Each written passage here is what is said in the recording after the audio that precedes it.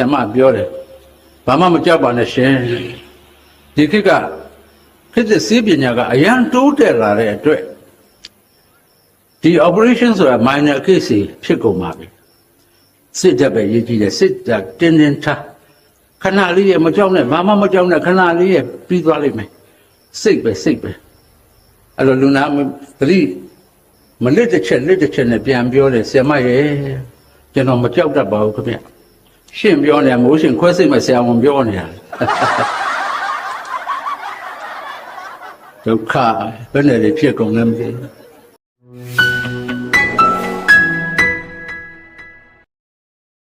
ဖြစ်တယ်ဟိုတော့မေဈေးပေးထားတဲ့လူနာကလှိမ့်နဲ့ရောက်လာမေဈေးကမပြည့်တယ်ပဲ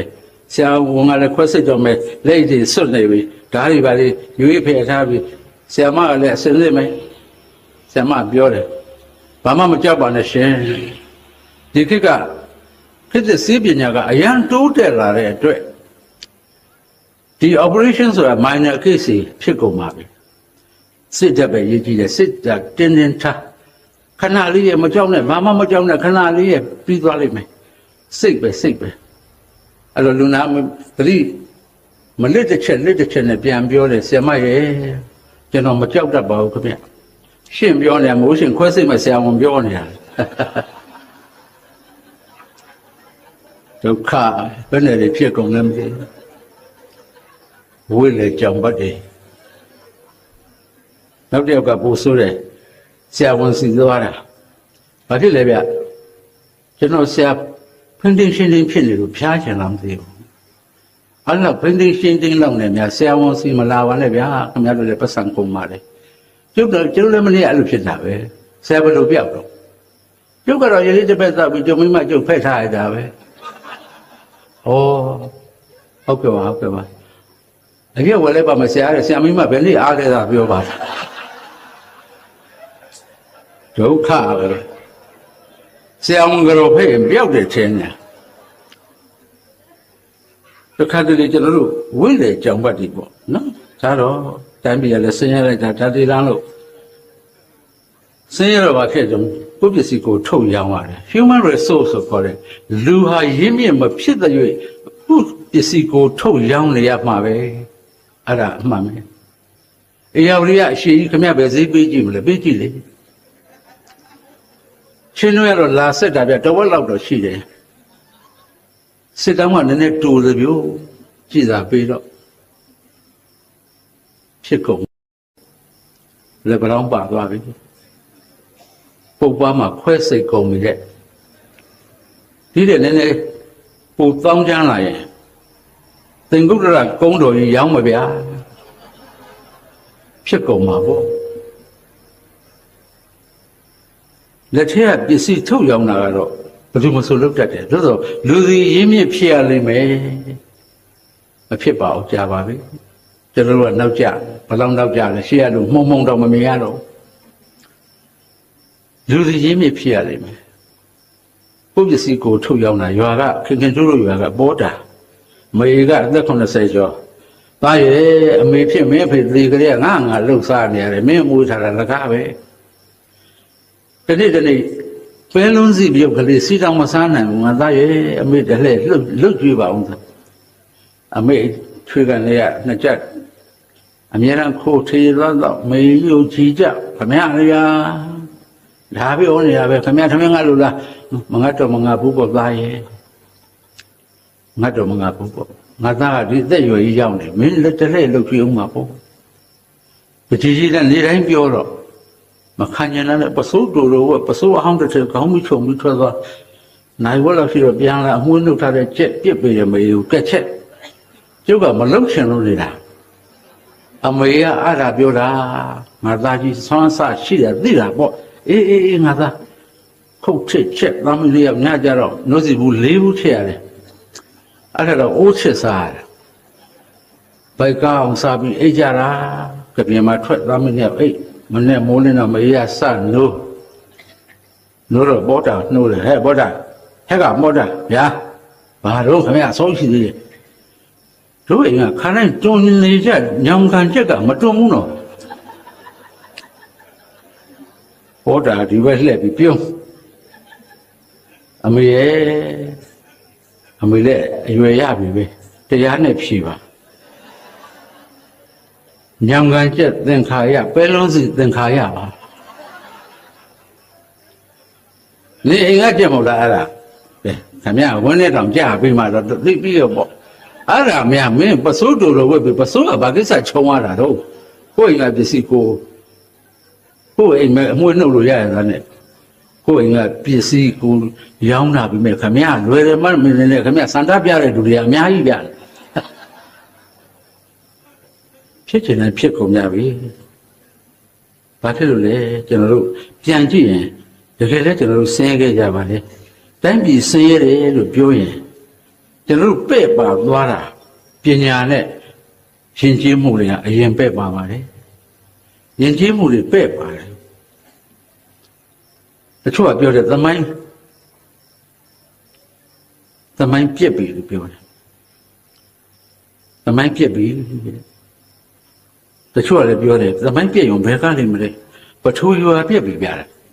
ဟာပြောသမောင်းတော့တောင်ကြီးမြေတွေလုံးပါကုန်ပြီမျိုးတုံးနာကတုံးကုန်ပြီပြက်တာကပြက်ကုန်ပြီပြူလာကပြိုးကုန်ပြီရုံးမှောက်ခုံတွေဖြစ်ကုန်ပြီပထူပြက်ပြီပေါ့တယောက်ကပြန်ပြောတယ်ပထူပြက်ရုံမကဘူးကိုလူကဘာပြက်သေးလို့ဓာတုဗေဒလည်းပြက်ပြီဟာတက္ကသိုလ်ရဲ့ရှိတဲ့ဌာနတွေကုန်ပြီဓာတုဗေဒဘယ်နဲ့ပြက်တော့ဟာတိုင်းပြည်ကထွက်တဲ့ဓာတ်ငွေနဲ့ရေနံကတရုတ်ရောင်စားပြီးကျုပ်တို့ကမိစက်ပြန်ဝယ်နေရတာလေဒါဓာတုဗေဒပြက်တာပေါ့ဟောဟုတ်သားပဲတယောက်ကလည်းပြောတယ်ဓာတုဗေဒပြက်ရုံမကဘူးပြတဲ့ရုပ်ခဗေဒလည်းပြက်ပြီဟာဘယ်လိုဖြစ်လို့တော့ဘာတော့ဘာတောင်မှကောင်းကောင်းမကြံတော့ဘူးလေကျတို့တိုင်းပြည်မှာများများကြံလာဆိုလို့အေးပြောသမောင်းနောင်တပဲရှိတော့တယ်တလို့ကတော့အစိုးရသစ်ပင်စင်ကောက်နေပါဗျာတော်ပါသေးရဲ့ဘာပဲနေတော့ဟာဒီကျူးနဲ့လက်ပါနေပြောတာပဲဘာလို့ဘုံခုံခုနတ်ခုတ်ကြံတော့တာမြန်မာစာလည်းပြက်မြန်မာစာလည်းပြက်ပြီပြောချင်တယ်လို့ပြောတော့တာပဲရေးချင်တယ်လို့ရေးတော့တာပဲဖြစ်ချင်တိုင်းဖြစ်ကုန်ကြပြီဟိုတုန်းကမင်းသမီးတွေအေးရင်ကျူးတယ်ဆိုရင်တမန်တက်လုံးကငိုကြတယ်ဒီဆရာတော်ဘုရားကြီးရဲ့သိက္ခာပညာသမာဓိဂုဏ်ကျေးဇူးတွေကိုဖွဲ့နွယ်လက်ချင်းလုပ်ပြီးဆိုကြငိုကြတမန်တက်လုံးကပြန်ပြီးဆရာတော်ဘုရားကြီးရဲ့ဂုဏ်ကျေးဇူးတော်အောင်းမိတ်ညိတ်နေကြရမဆဲနိုင်မနေ့တည်းကတော့ခင်ခင်ကျူးတို့ရွာလိုက်သွားတယ်သူ့ဘာကြီးဖုန်ကြီးဆုံးလို့အေးရင်လို့ခေါ်တယ်ပကက်ထဲအလောင်းတော်ကြီးထည့်ပြီးမင်းသမီးကလွှဲနေပြီးစိုးနေတာဩနှွေဦးပေါက်ပြီးဖုံဖုံပြောက်ပြီးလေဟာဘယ်နဲ့တရှင်တော့ဒီချက်မျိုးဆက်ဆိုတယ်သူကမှန်လားပါဘုရားတပည့်တော်မတို့တရားမပြတော့ဘူးလားဘုရားတပည့်တော်မတို့မဆုံးမတော့ဘူးလားဘုရားအခုတော့ရှင်ဘုရားကတပည့်တော်မတို့သစ္စင်းကျိုးချိုးပြီလားဘုရားသစ္စင်းကိုင်းလေလို့ဓမ္မနေရပါလေသနာရဲလို့ပြောနေမယ်စားမောင်မောင်မုံဘူးကျူးစားပါလားကိုယ်ဘုန်းကြီးကိုစိုးနေတာဟာဒုက္ခပဲရှင်ဘုရားသီလသိက္ခာပညာပြည့်စုံတော်မူလို့ဘုရားတပည့်တော်မတော်မှာအိမ်မြတဲ့အရေးအာဝါဒကြီးပျောက်ပါဘောလားဖေ။ရွှေလောင်းကြီးပြိုးပါဘောလားဖေ။အခုတော့ကြံရစ်ခဲ့တဲ့တရားဓမ္မတွေယူဖို့ပဲရှိပါတော့လေဖေ။မောင်ချင်များစုယူရပြီဟောလေဆိုတော့အဲ့ဒီတော့မှဥစဉ်နဲ့ထပလာပြားနဲ့တဲ့ရိုက်မှပြီးဖြစ်ချင်တိုင်းဖြစ်ကုန်ပြီဘုန်းကြီးဟန်နဲ့စကားမပြောတတ်တော့ဘူးမန္တလေးမှာ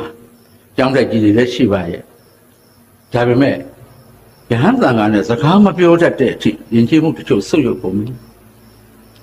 ဖုံဖုံနဲ့ဖုံဖုံဆိုတော့တင်တင်တို့မြမြတို့နဲ့သွားတူးနေတာပေါ့ထူးတာပဲဖုံဖုံမြကလည်းစကားမပြောတတ်တော့ဟိုတော့မေကင်းနဲ့သူသမီးမနှင်းကိုခေါ်သမီးလောင်ဟဲ့မထက်ညက်ဆရာတော်ကြီးသွားကဆန်းတပည့်ကလေးကိုသမီးပကုံးပေါ်တင်သွားဆရာတော်ကြီးရှေ့ကြလို့ရှိရင်တပည့်ကလေးဖြန့်နော်သမီး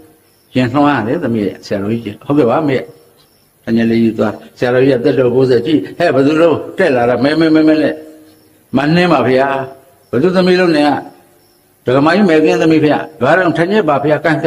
ဖျားရှင်ဆင်းလို့တော့အရင်ဝတ်ဖြစ်ရတယ်ပြီးတော့မငါဝတ်ဖြစ်အေးဟုတ်ပြီဝတ်ဖြစ်ထားခဲ့မိုးချိုးပြန်အဲ့တော့မဲကင်းကတပည့်ကလေးပခုံးပေါ်တင်ပြီးတပည့်တော်မှပြန်ကြွပါအောင်မယ်ဗျာ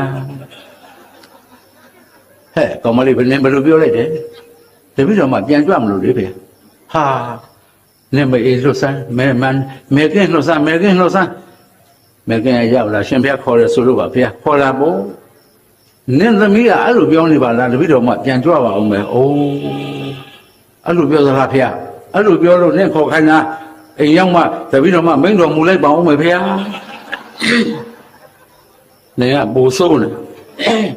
နေယောက်ျားဘယ်သူမောင်ညွန့်မှာဗျာခေါ်သားအိကောင်မောင်ညွန့်ထေးဆိုင်မှာခေါ်လာကွန်ရလေးတရားစတယ်ထေရနတ်နာမှာဆိုလို့ရှင်ဘုရားခေါ်ရဆိုလို့ပါဗျာမင်းသမီးကသုံးမကြလို့မင်းမယားခေါ်ဆုံးမတာဒီလိုပြောတော့ကောင်းလားကွာမကောင်းပါဘူးဗျာအဲ့လိုတောင်ဖြစ်ကုန်ကြပြီလားဗျာဖြစ်ကုန်တာမင်းဆုံးမအောင်ဆုံးမပါမယ်ဗျာလောလောဆယ်တော့ရှင်ဘုရားကလည်းဆုံးမပါအောင်ဗျာဘယ်လိုဆုံးမအောင်လို့ကြောင်းတဲ့ခြေတော်ရမချပါစေနဲ့ဗျာမင်းကပိုဆိုးကွာမင်းအိမ်မသူရှိသေးတော့ရောက်ခမရှိပါသေးဗျာခေါ်စားရောက်ခမကြီးကတက်90တော့တုံနဲ့တက်လာဆရာတော်ခေါ်ရဆိုလို့ပါဗျာမင်းအသက်ဘယ်လောက်ရှိပါတော့90ကျော်ပါဗျာအေးမင်းမီးကသုံးမကြလို့မင်းသမီးကိုခေါ်ဆုံးမညံဖြစ်လိုက်တာမင်းသမက်ကတော့ဓာတိလန်းလို့မင်းမဆုံးမဘူးလားအဲ့တော့မှဖိုးရနေလေကြဘုရားတပည့်တော်သူတို့သုံးယောက်နဲ့နေရတာစိတ်ညစ်လှပါဗျာစိတ်မညစ်မနေနဲ့မင်းဆုံးမတောင်းရှိတယ်မုံမနေနဲ့မှန်လားပါဗျာအခုတော့စိတ်ညစ်လုံးလို့ဘုရားတပည့်တော်တစ်ခါတွေးမိပါဗျာဘယ်လိုတွေးလို့ဩငါဘဝနဲ့ထံပြန်တော်မူရင်ကောင်းပါပဲလို့မင်းကပို့ဆိုးနေအိမ်မသူရှိသေးလို့ဘယ်သူမှမရှိတော့ပါဘူးဗျာအဲ့ဒါလိုဖြစ်ကုန်ပြီဝဆနာလင်္ကာရအယုတ်ဖတ်ထံကရိုင်းပရက်ကြာနန္ဒရွတ်တဲ့လူမျိုးတွေကျွန်တော်တို့ကသောတာလင်္ကာရသာယာနာပြောပွဲနာချမ်းသာပွဲဖြစ်အောင်ပြောတဲ့လူမျိုးတွေသာရလင်္ကာရသရစီကံပုတ်ဖြတ်ပိုက်ဖြတ်နဲ့ညီအောင်ပြောတယ်ဒီစလုံးကဒီဘက်ကဟိုစလုံးကဟိုဘက်က1945ခုနှစ်ကသတင်းစာမှာဗိုလ်ချုပ်ကတော်လှန်ပြီတဲ့ဂျပန်ကိုတော်လှန်တော့မယ်ဆိုတော့ခေါင်းကြီးစလုံးကြီးကဗိုလ်ချုပ်ကတော်လှန်ပြီကျွန်တော်ဘာကြီးကဖတ်တယ်ဗိုလ်ချုပ်ကတော့လှန်ပြီတဲ့စလုံးဟိုဘက်ဒီဘက်မကတ်တော့အထာလင်္ကာရအနဲ့ရဲ့တန်းစာဆင်ခြင်းနဲ့သွားတယ်အနဲ့တန်းစာဆင်တယ်အင်မတန်သာယာနာပြောပွဲကောင်းအောင်ဆင်တယ်ဗျာဆရာကသူ့မျက်နှာလေးတဲလေးရှိမယ်မျက်ကလေးတွေကထူထူလေးနဲ့အနားမှာထနောင်းပင်လေးရှိမယ်ချိုးလေးနဲ့ကောင်ကသာလို့ရေးတယ်ဗျာလေးချိုးနဲ့ကောင်ထနောင်းပင်ကြီးလောင်းကလွန်းအောင်ကိုချွဲဘရောပြူပင်မြက်လေးစားထူလှဖိုးတောင်တို့တဲ့ဘရောပြူတို့ဘရောညိုတို့ဆိုတော့နွားရင်ပြန်ကြိုက်မြက်တွေပေါ့တချင်းဆရာကလည်းဂီတလေးနဲ့ကြတော့တချင်းဖြစ်တာပေါ့ကျိုးနှကောင်ထနောင်းမင်းကြီးလောင်းကလွန်အောင်ကိုချွဲပန်းတော်ပြူပင်မြက်လေးစားထူလှဖိုးတောင်တို့တဲ့ကျွန်တော်လူမျိုးကကြပြဖွဲ့ဖို့လည်းဝန်မလေးဘူးတချင်းအဖြစ်ခံစားဖို့လည်းဝန်မလေးဘူးဆိုတဲ့လူမျိုးတွေ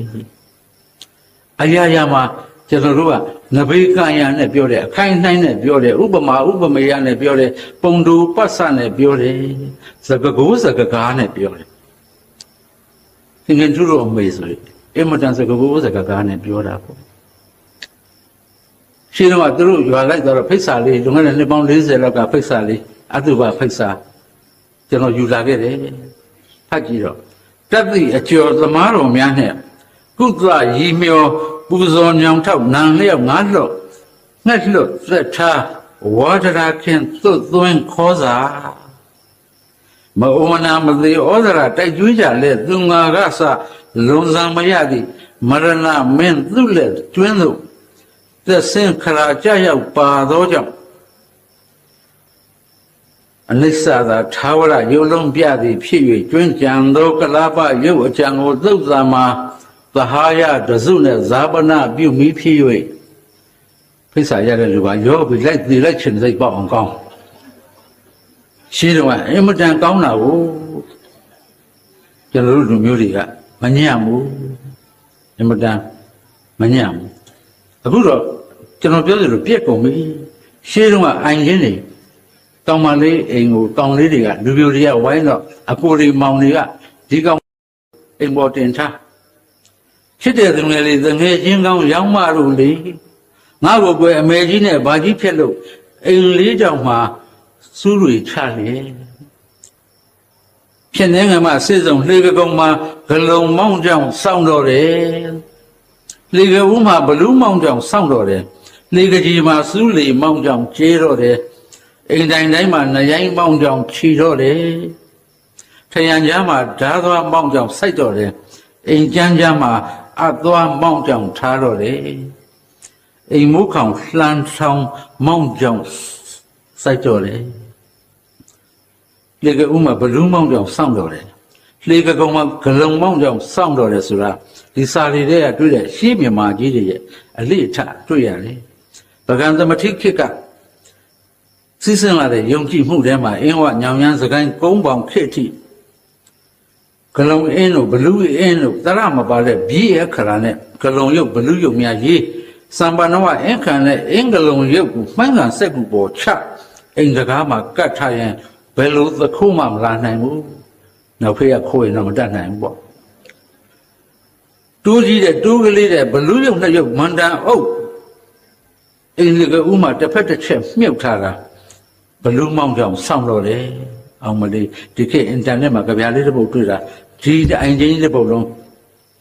လှည့်ကိုမကြည့်ကျင်တော့ဘူးဘာကြီးဘလူးရိတ်ထားတော့မိုးတွေကရွာလေတွေကတိုက်ချစ်သူအိမ်ကိုယ်တက်မှာမွေဘွေးကတိုက်တယ်အေးသူတို့ဖြစ်နေသူတို့ဟုတ်သားပဲယာလူလေးနည်းနည်းရှိတော့ပညာလေးနည်းနည်းရှိတော့ဥစ္စာလေးနည်းနည်းရှိတော့လေဘုံနဲ့မြင့်ကျင်တယ်ရွာကကျွတ်သိုးတဲ့နေ့တိုင်းတကြီးအိမ်ကိုရေခတ်ပြီးတော့တနေ့တော့တကြီးကတော့သူကတောင်းဆိုတယ်တကြီးကတော့ခမရတို့အိမ်ကျကနေတိုင်းရေခတ်ပေးနေလားတကားခတ်ပေးနေလားခမရပတ်စံလည်းလွယ်ရမပေးဘူးအေးအဲ့လိုပါဖြစ်တော့အဲ့လိုပါဖြစ်ရမလို့ခမရကျုပ်ကစိတ်ရင်းကောင်းလုပ်ချင်တာအဲ့ဒါတော့တကြီးနဲ့ဆိုင်တာငါခန့်လို့မရဘူးခမရရောက်ကြခမရပြောပြအောင်လေဗျာခမင်းစားဝိုင်းကြတကြီးကိုပြောတယ်တကြီးကတော့ဒီကောင်ကစိတ်ရင်းကောင်းလုပ်ချင်လို့လေစိတ်ရင်းကောင်းကြီးတော့မရသေးဘူးဟာဒီကောင်စိတ်ရင်းကောင်းနည်းနည်းလေးလာထားလို့ပြောလိုက်ဆိုတော့တကြီးကတော့နောက်တဲ့ရေလာထမ်းတော့ပြောတယ်မင်းအဘကတော့ပြောနေပြီလေးလာထားလို့ပြောတယ်ဟာလေးလာထားဆိုတော့ဘာလို့ခမရရှင်းရှင်းလို့မင်းဖြစ်ပြီပေါ့ကွယ်ချက်ချင်းပဲလေကရုံးအင်းကြီးတစ်ချက်ပြေးဝယ်လူကြီးဆိုတော့လေကရုံးရှိရမယ်အရက်ကလည်းနှစ်ပတ်လောက်တောက်ထားမယ်တောက်ပြီးတော့ရထိုးနဲ့တခါမှလေကရုံးမို့ဘူးတော့ရွာတွေကခွေးတွေကလိုက်ဆွဲလူဘာဝလို့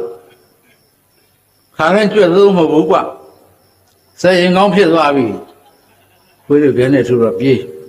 ဒါနဲ့စိတ်ရင်ကောင်း training ဆင်းမှုတော့လိုတယ်ဆိုတော့သူကသူ့မိမနဲ့တောင်ပြားနေတာမြောက်ပြားနေတဲ့အမေမုတ်ဆိုးမနဲ့နှစ်မမခင်တဲ့သူ့ညီမလေးသူ့နှစ်မလေးနဲ့နေတော့ငါအမေအိမ်ငါသွားပြီး training အရင်ဆင်းလာကောင်းမယ်ဆိုပြီးသွားခါတိုင်းအမေလို့ခေါ်နေကြမခေါ်တော့ဘူးလေကရုံးနဲ့ကြတော့အဖွားကြီးထားသားအလူကျွဲ့သို့အမခမရမလို့ကြွကျွဲ့သို့ခေါ်ဝင်တယ်ဆင်းရင်ကောင်းမင်းဖြစ်သွားပြီဗျခမရဘာကျွဲ့သို့တော့ဘယ်တော့မှပြောင်းလိုက်ကြတော့ငါသားရဲ့ခမရလို့မဟုတ်ဘူးကဲဟိုချင်းအောင်ဖြတ်ထားတာဘယ်သူတော့မင်းနှမလေးမဲခင်လေးအထက်ဘယ်သူဝင်အိတ်နေတော့မင်းနှမအပြူဟဲ့ဘယ်နဲ့ဘဝင်အိတ်ရမလို့ငါသားရဲ့ခက်တော့ခက်နေပြီခမရတို့အဲ့ဒါခက်တာပဲညဘက်မှာခမရလူဝင်အိတ်တတ်တယ်ဗျကျတို့ဒါသာစစ်တာငါသားရဲ့ဘာလို့သာပြောနေတာတော့ဟဲ့ငါသားမလုံးနဲ့တရားဥပဒေမှာခမရသားမမရှိဘူးနော်ဒုက္ခပဲမသိလို့ပါသားရဲ့ မသိလို့ပါဆိုလို့လည်းတရားဥပဒေကခုံးမပြဘူးဖွာကြီးကဘာတစ်ခေါက်မှမပြောရတော့တန်တက်တာလှဆန်းပြေစကောင်စရင်ကြည့်မအေးမျက်နှာပြချကြည့်ခမရဒေါခသေးကြတယ်နော်ငါမင်းအမေလေးဘယ်တဲ့ဒေါခသေးကြမလို့တိတ်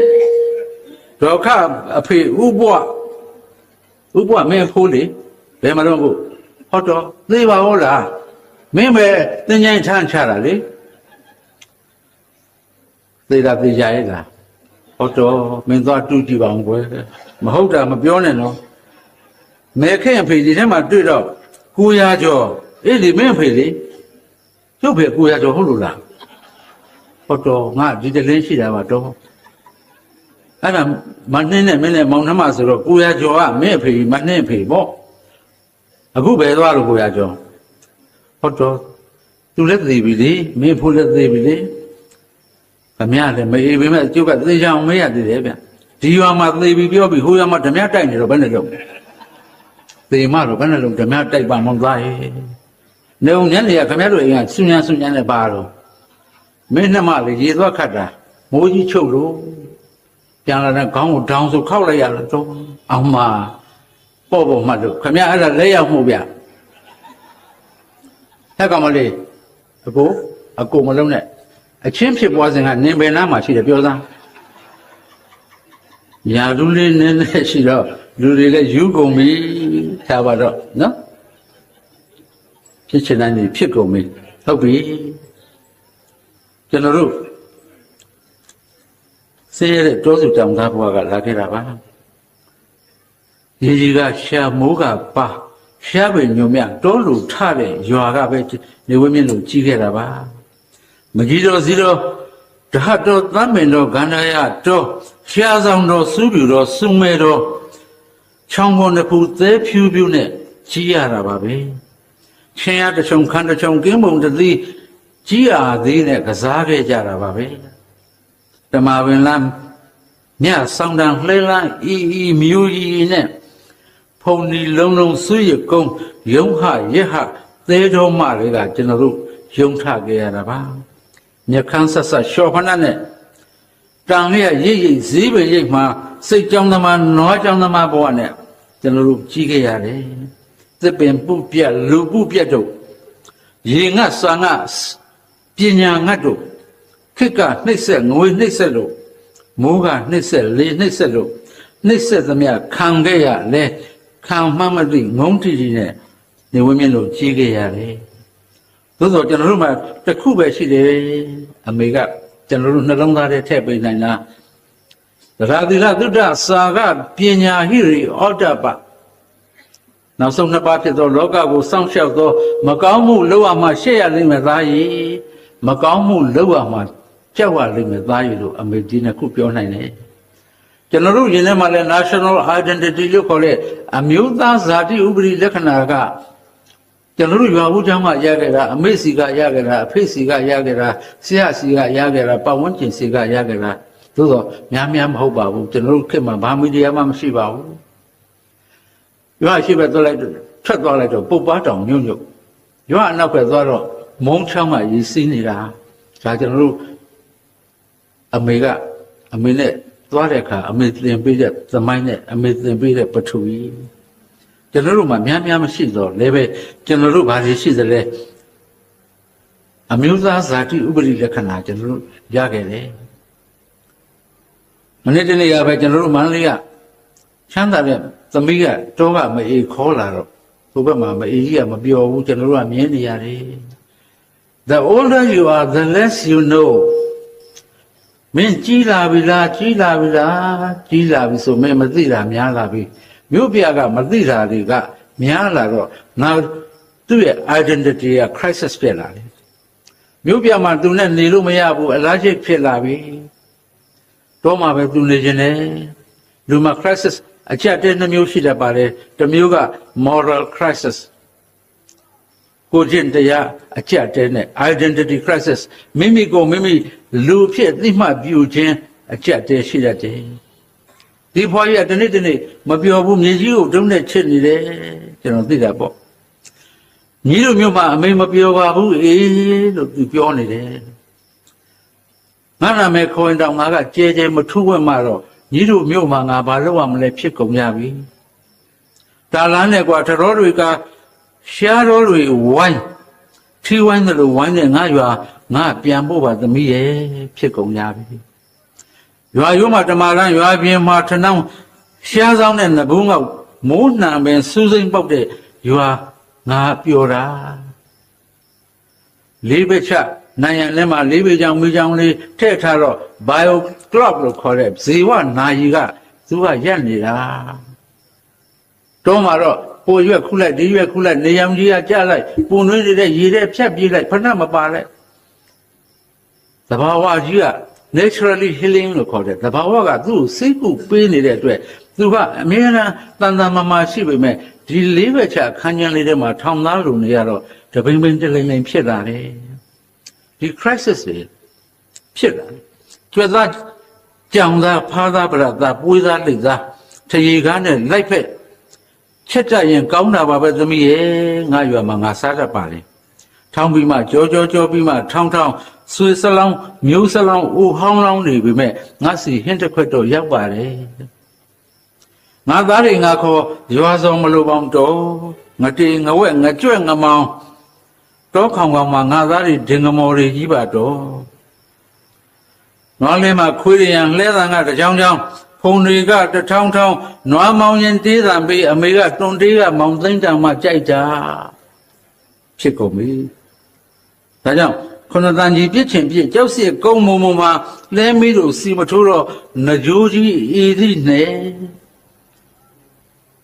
ဘယ်လိုပဲဖြစ်ဖြစ်ငါ့ရွာငါပြန်မရစေ crisis ဖြစ်ကုန်ပြီအမေတို့အဖေတို့ရဲ့ခက်ကတွေးပုံခေါ်ပုံစားပုံတိုက်ပုံနေပုံထိုင်ပုံတွေဟာကျွန်တော်တို့ခေတ်မှာ crisis သူ့မှာဖြစ်ပြီးကျွန်တော်ကသမီးလေးတို့ခေတ်မှာ crisis ဖြစ်ရပြီ reverse mentoring လို့ခေါ်တဲ့ပြောင်းပြန်သင်ရပြီ the older you are the less you know အဖေကကြီးလာပြီဆိုအဖေမသိတာများပြီပေါ့လို့ software တွေက application ပြောင်းရင်သမီးလေးပြန်လုပ်ခိုင်းနေရပြီ notification ပြောင်းရင်သမီးလေးကိုပြန်ဖော်ခိုင်းနေရပြီဆိုရင် electronic ကိုပိုက်ပြီးမွေးတဲ့သူတို့ခေတ်မှာသူတို့ကပဲ visual culture လို့ခေါ်တဲ့အမြင်ယဉ်ကျေးမှုတွေနဲ့သူတို့လားကြနေပြီဒီနေ့ဝယ်ထားတဲ့ handset မလက်ပြန်ပြလိုက်ပို့လိုက်တော့နောက်တစ်နေ့မနေ့မှအသစ်ပေါ်လာပြီကျွန်တော်ရောက်ခမကြီးခင်ထိုးအမေဓာပြလေးတစ်ချက်ထက်ဆရာတော်ဘုရားကြီးတရားကိုလာတော့တပည့်ပခုံးတင်ပြီးနာကျွန်တော်တို့ကမိသားစုတစ်ဖက်လေး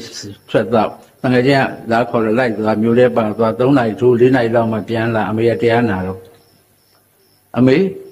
မနေ့7 နာရီကတရားဥထိနာတော့လားကောင်းလို့ကောင်းလို့မဟုတ်ဘူးတော့မင်းတို့ကိုယ်တော်ကတရားလဲနေလို့ဘယ်လိုတရားလဲတာတော့မသိဘူးအဲ့ဒီတရားပဲ50ချက်5ကလောက်ပြန်ဟောနေတယ်နဲ့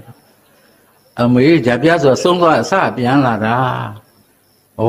အဲ့လိုလားမသိပါဘူးတော့ဒီကိုယ်တော်တော့တရားလဲနေပြီငါကတရားဖြုတ်လိုက်လို့လည်းမကောင်းသေးပါဘူးပေးထိုင်နေတာဂျာပြတွေသူတို့မသိတော့ဘူးဖြစ်ကုန်ပြီကျွန်တော်တို့ခေတ်ကြည့်ဘယ်လိုကြည့်ရတယ်ဒီထက်ကကျွန်တော်ညီတော်နောင်တော်များသိတယ်စာပလူရင်မပိုက်ပါလို့ကြောင်းတော်ကိုတဲ့နိုင်မဲ့ပြေဒီသချင်းပဲရှိတယ်ဟဲလေးတို့ရဲလေးတို့ဆိုင်းလို့ no nothing စာပလူရင်မပိုက်ပါလို့ကြောင်းတော်ကိုတဲ့နိုင်မဲ့ပြေကြောင်းတော်ကိုတဲ့နိုင်မဲ့ပြေကြောင်းတော်ကိုတဲ့နိုင်မဲ့ပြေဘယ်စာဘယ်နဝမောင်းသိမလို့တုံးဘယ်စာဘနဝကြောင်မောင်းတယ်မလို့တော့အမေကိုတန်ရုံနှောလို့ပြောခဲ့ပါအိုးဒါပဲကြားနေရတာပဲတခြားဘာမှကြားလို့မရဘူးဒီသချင်းပဲရှိတယ်မြို့လေးကမန္တာအယက်ကကုသိုလ်ကြောင်းအိုးလေရငယ်ပြူလေရငယ်ပြူရှင်လူမျိုးငယ်ကလေးကကြောင်းဆိုလို့ရွှဲတော့တုံပြုံးပေါ့ အရက်ကကုသိုလ်မန္တကလေးထိုးပြီးတပည့်တမှုနဲ့စုလာတာရှင်လူပြိုငယ်ကလေးကစုတာတက်တော်ကြီးဝါတော်ကြီးထေကြီးဖြစ်မှတော့ဒီကြောင့်ကြီးအိုပြီးပေါ့ဆွေးပြီးပေါ့လက်ရမ်းငယ်ပြိုပြီးပေါ့ကျောင်းဆိုလို့ရွှဲပြီးပေါ့ငါတို့ဝိုင်းရအောင်မယ်ငါတို့လှူရအောင်မယ်တန်းရအောင်မယ်ဆိုတော့စိတ်ကလွဲလို့တခြားဘာလောဘမှမရှိဘဲနေခဲ့ကြတာစာပလွေရင်မပိုက်ပါလို့အနံကတစ်တောင်လောက်အလျက်နှစ်တောင်လောက်ပရပိုက်ကိုပတ်တဲ့ပိဿလေးရက်ကမ်းမှာရက်ပြီးသားကိုရင်စီလိုက်တာဦးကြီးစင်စင်သင်္ကန်းဝါဝါနဲ့သပိတ်တော်လေးများလှပ်ပေးရင်အောင်မလေးစွန်းလောင်းကြံလို့မထွက်နဲ့တော့ကိုရဲ့ရှင်ဖြစ်ဝဲအောင်တော့အမေတို့အဖေတို့ကုသိုလ်ရအောင်ရှင်ရောက်တဲ့ဘဝရောက်တဲ့အချိန်မြင့်မြတ်တဲ့ဘဝမထွက်နဲ့နော်ရှင်ဖြစ်ပြန်တော့ထေကြီးဝါကြီးဖြစ်အောင်ကိုတော်ကြံ့ကြံမှာအောင်ဖေဘုရားတပည့်တော်တို့အပေတကားပိတ်အောင်ကိုတော်စောင့်ရှောက်တော်မူပါအောင်ဖေသာကိုရင်သာဥစဉ်ကိုလူမထွက်စေခြင်းမူကျွန်တော်တို့လူဖွဲ့စည်းကရိုးရိုးအေးအေးပဲနှင်းနှင်းပဲ very move slow moving society ပဲနှေးတယ်အမတန်နှေးတယ်ဘယ်တော့နှေးသလဲတခါကဒီဘက်ကခယူကလာတယ်ဒီဘက်ကခယူကလာတယ်လမ်းလေကောင်မှာဝင်တိုက်ပက်ကြီးကသတင်းယူတယ်သူကသတင်းတော့သတင်းစာထဲမှာရေးတယ်အဖြစ်ကမြန်ဆန်လုံးလို့ကျွန်တော်ဘယ်လိုရေးရမှန်းတော့မသိဘူးအခုလည်းအဲ့လိုဖြစ်နေတယ်ခက်ကပြောင်းသွားပြီပြိုလေးတို့အိမ်ခေါင်မို့ထိုးလာပါတဲ့ပေဦးလွှာဘာစကူမှမရှိဘူးထဘူးကိုမိခင်နေလှမ်းမိခင်လေလှမ်းကြက်ခိုးစင်ပေါ်တည်ရင်လန်ကြီးလေးသုတ်ထားတန်ကြုံလေးနဲ့ရေးလိတ်ပြီးတော့မှကျုံရလေးနဲ့ရီးစားစားပေးလိုက်တာဟိုကမိမရတယ်စာကမရောက်မှမရောက်တာလှေဦးမှဆွေးပြီးပေါ့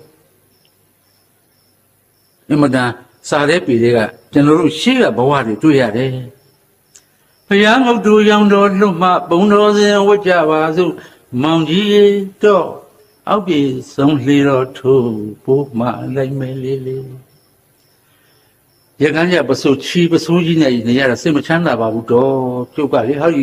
ဘုရားငုတ်တူကြီးကမြတ်ရောင်ကြီးတော်ထလွတ်တဲ့နှစ်ကျုပ်ကအောက်ကိုလှေနဲ့ပိုးကြီးမှလိုက်အောင်မှတော့ပိုးပစိုးပဲဖို့သာပြင်တော့သေသာသွားတယ်မိုးလိုက်ရဘူးဘုရားငုတ်တူကဘယ်နဲ့တော့ရောင်ကြီးတော်လှုပ်မတော့ကျွန်တော်တို့စာရီကြပြားတွေကဘဝတွေအမေနဲ့ပွဲသွားကြည့်တော့ကရဝကြီးရွက်ခါနဲ့နတ်ကတော်မကြည့်ရဘူးအမေချမ်းရလေးကအမေဟောဒီနရွယ်လေးအောက်ကကြည့်ရတာနေဝဲမြင်ငယ်ရကြောက်တာနှစ်ခုရှိတယ်ပလိတ်လည်းကြောက်တယ်နတ်ကတော်လည်းကြောက်ကျွန်တော်တို့ကပလိတ်ခေါ်တာပလိတ်ကငယ်တော့ကကြောက်တယ်ဆိုလို့ကြီးတော့မကြောက်တော့ဘူးပြောတာမဟုတ်ဘူးလည်းကြောက်ပါတယ်လာပြီဆိုအမေကိုကြွယ်ထားတာသူကသူဖြတ်သွားတယ်ပရိကအရှိအဖြတ်သွားကြောက်ပါနတ်ကတော်ကြီးကတရားတိုင်နေပြီးတော့နေရရှင်ပေရရှင်တိုင်နေပြီးတော့ပွဲကြီးကိုတိုင်နေတမိုးတွေမသိပါဘူး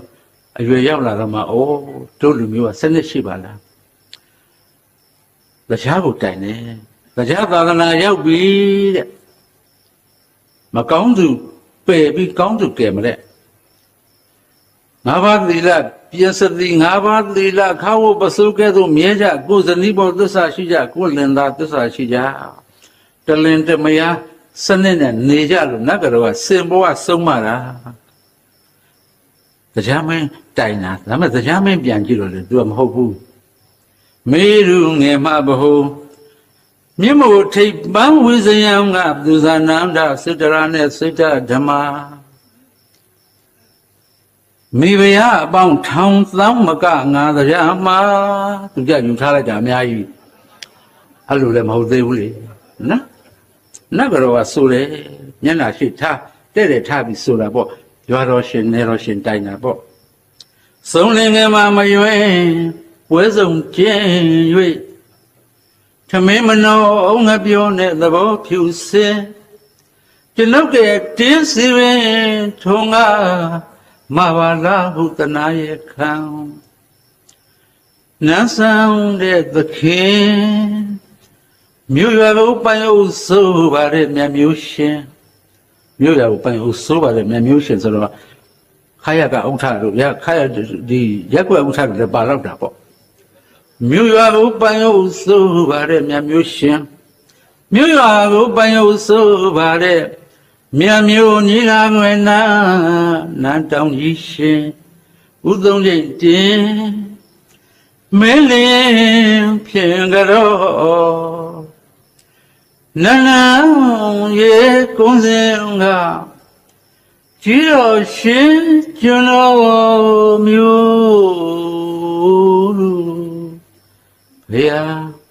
တို့မှာပါ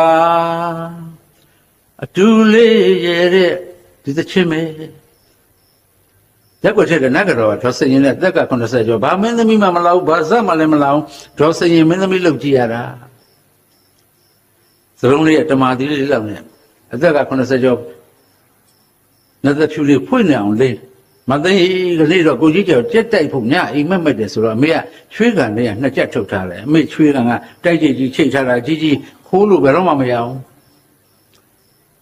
ကိုကြီးကျော်ဆိုတော့တိုက်ကြည့်ဖြုတ်သွားပြီအမေချွေးကန်နဲ့နှစ်ချက်ရှိကျွန်တော်တို့အိမ်မှာနှစ်ချက်ရှိတာပဲအမေချွေးကန်ကဟောင်းလောင်းဆိုကျွန်တော်တို့အိမ်ဟောင်းလောင်းပဲအမေ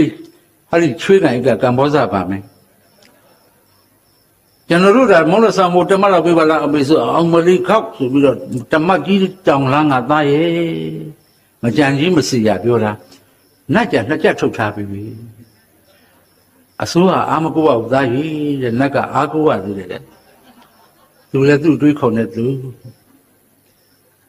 ကိုကြီးကျော်ကြက်တိုက်နတ်မှာကြက်တိုက်မယ်ဆိုတော့ပတ်စံထည့်ရတာပေါ့နတ်ရုပ်ကသေးသေးဖလားကကြီးပေါ့သူကလည်းကြံဖန်နဲ့နတ်ကတော့နန်းလေးမနေနိုင်ရည်သုံးပါတဲ့ချက်ဖောင်းလေးကြက်တိုက်နန်းမနေတာကိုကြီးကျော်ကြက်ကသူပဲမြင်လာတယ်လို့အမေတို့ကကြောက်နန်းလေးမနေနိုင်ရည်သုံးပါတဲ့ချက်ဖောင်းလေးမနေ့ကိုကြီးနွေးညရေးအေးနဲ့ကိုကြီးကျော်ငယ်ကမွေးတဲ့ချက်ဖောင်းလေးတောင်းသဗျာငွေများရဲ့နဲ့လောင်းစရာငွေမရှာပါဘူးကြကြတိုက်မဲ့ပြင်းပြင်းဆိုင်ကြောရှင်သံကောင်းကိုနေမပါလို့အလိုရှင်လူတော်သံကောင်းကိုနေမပါလို့အရကလေးကိုတဲ့အမနာအိမ်နီးချင်းကိုတဲ့အမနာဒီသချင်းတွေနဲ့ကြည်ရတယ်ကျွန်တော်ဗာပြောချင်တာလဲကျွန်တော်တို့က scope ကအမှန်ချင်းပါရယ် very narrow scope နေလုံးနေညနေစောင်းတော့အမိကျောင်းကိုသွားရတယ်ဆိုတာပဲရှိတယ်အမိ University ညနေကုပြစ်ပေါ်မှာအမေကသားတွေသမီးတွေကုပြစ်နင်းလေးပေါ်တင်ပြီးကောင်းကင်ကြီးဟာကြပ်တင်ဘုံပေါ်ကျေဝလုံးတွေရေးရတယ်အမိတက်သူမှာကျွန်တော်တို့တက်ခဲ့ရတာပဲရှိတယ်နေလုံးနေညနေစောင်းတော့အမိကျောင်းကိုသွားရတယ်ကောင်းကင်ကြီးဟာကြောက်စင်ဘုံပေါ်ကျေဝလုံးတွေရေးရတယ်သူငယ်အချင်းစက်တန်ညောင်းမှအမိကျောင်းလဲဆင်းတော့တယ်တကယ်ပါပဲ